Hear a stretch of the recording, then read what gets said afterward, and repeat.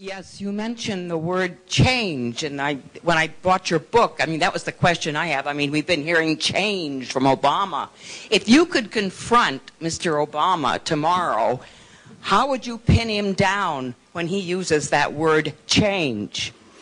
Well, I probably wouldn't do it directly as much as I would go to his supporter if I was addressing supporters or the audience.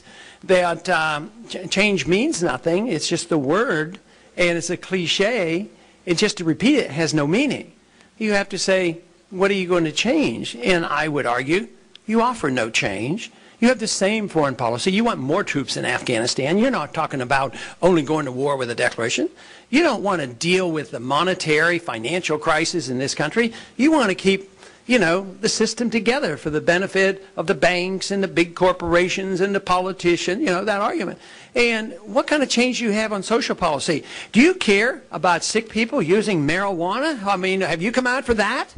And I would just hit him hard on the fact that he doesn't want change. He wants the status quo.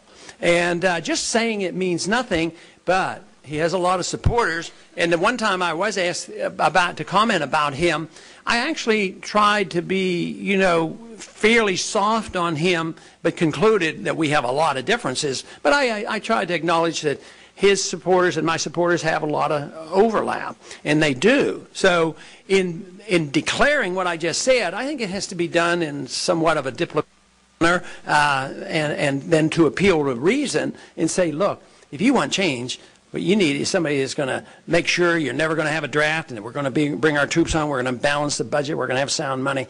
He never talks about any of that.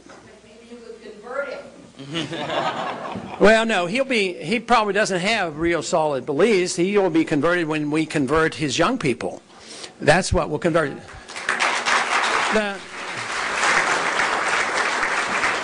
The politicians in Washington don't have much philosophy, probably never will, but that's all right.